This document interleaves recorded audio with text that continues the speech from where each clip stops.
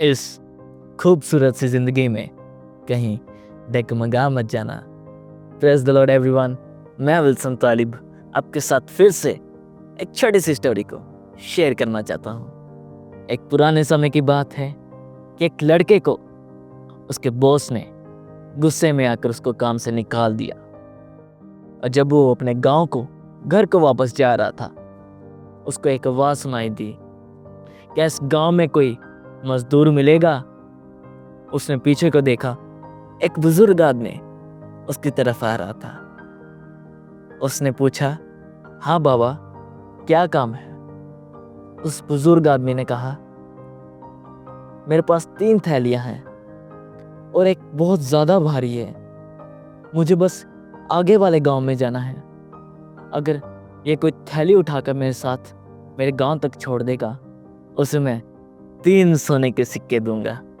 तो वो लड़का सुनकर बहुत ही खुश हुआ और जल्दी से उस बैग को उठा लिया और उस बुजुर्ग आदमी के साथ चल पड़ा। और चलते चलते उस लड़के ने देखा बुजुर्ग आदमी उस पर शक की निगाह से देख रहा था।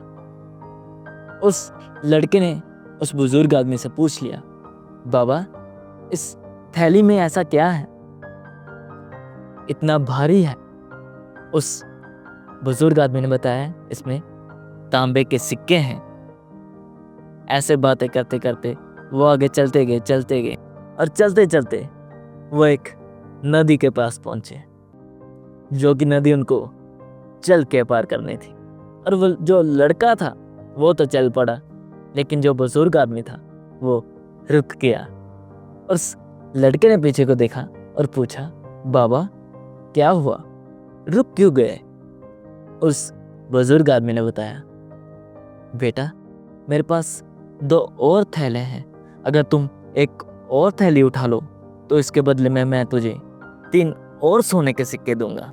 और वो लड़का बहुत ही खुशी से दूसरा बैग भी उठा लेता है और बाबा के साथ चल पड़ता है। और नदी पार करने के बाद चलते चलते उस लड़के ने बुजुर्ग आदमी से पूछ लिया, बाबा, इस दूसरी थैली में क्या है, यह भी बहुत भारी है।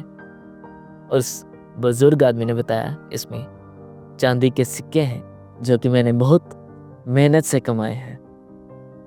और चलते चलते उस लड़के ने देखा जो बुजुर्ग आदमी है उसको शक की निगाह से देख रहा था। उस लड़के ने उस बुजुर्ग आदमी से पूछ लिया, क्या बाबा, मुझ पे शक कर रहे हो? मैं क्या तुम्हें चोर लगता हूँ? मैंने हमेशा ईमानदारी से काम किया है। जब मैंने आज नौकरी खोई है, वो भी इसी वजह से खोई थी कि वो मुझे कहते थे कि पैसों में घपला करने के लिए, लेकिन मैंने हमेशा ईमानदारी से ही काम किया है और आगे भी ईमानदारी से ही काम करूँगा। और जो बुजुर्ग आदमी था वो कहने लगा, नहीं नहीं बेटा, ऐसी कोई बात नहीं है। और वो फिर से आगे चल पड़े और चलते चलते वो गांव के बहुत करीब पहुंच गए। बस एक पहाड़ को पार करके उनका गांव आ जाना था। और पहाड़ जब चढ़ने लगे, बुजुर्ग आदमी रुक गया और उस लड़के ने फिर से पूछा, बाबा, क्या हुआ? उस बाबा ने कहा, बेटा, अगर तुम मेरा तीसरा बैग भी उठा लो तो मैं तुम्हें 3 और सोने के सिक्के दूंगा, क्योंकि मैं खुद अपने भार को बहुत मुश्किल से पहाड़ को पार करवा पाऊंगा। और लड़का तो बहुत खुश हुआ, उसने तीसरा बैग भी उठा लिया। पहाड़ जब चढ़ने लगे, चलते चलते जो बूढ़े आदमी की स्पीड थी बहुत ही ज़्यादा कम थी। उस बुजुर्ग आदमी ने कहा, बेटा, ऐसा करो, तुम पहाड़ के ऊपर जाके मेरा इंतज़ार करना।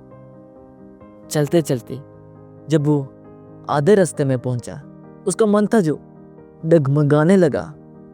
उसने सोचा, अगर ये मैं थैले लेकर भाग भी जाऊं तो ये बुजुर्ग आदमी कौन सा मुझे पकड़ लेगा। और ये लालच उसके दिमाग में आने पर वो जल्दी जल्दी चलने लगा और चलते चलते भागने लगा। और भागते भागते सीधा वो अपने घर पे जाकर रुका। और घर पे जाकर उसने जल्दी से सबसे बड़े थैले को खोलकर देखा जिसमें कि बस पत्थर ही थे। और जल्दी से उसने दूसरे थैले को भी खोलकर देखा, उसमें भी पत्थर ही थे।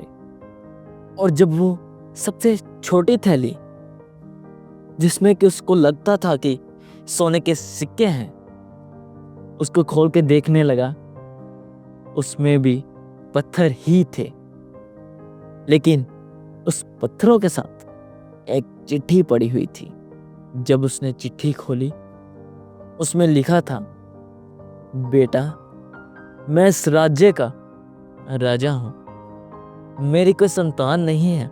मैं इस राज्य के लिए एक नया राजा खोज रहा था, एक ईमानदार राजा खोज रहा था। अगर तुम इस परीक्षा में कामयाब हो जाते, आज तुम इस राज्य के राजा होते।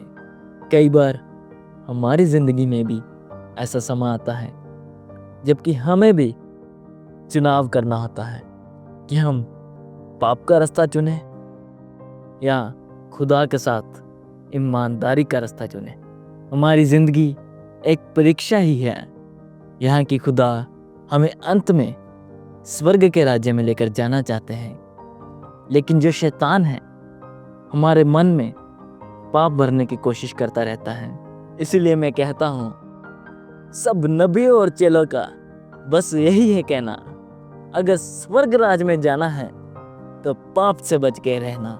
आपको मेरी कहानी कैसी लगी कमेंट करके ज़रूर बताएं। अगर आपको मेरी कहानी अच्छी लगी हो तो शेयर भी कर दें।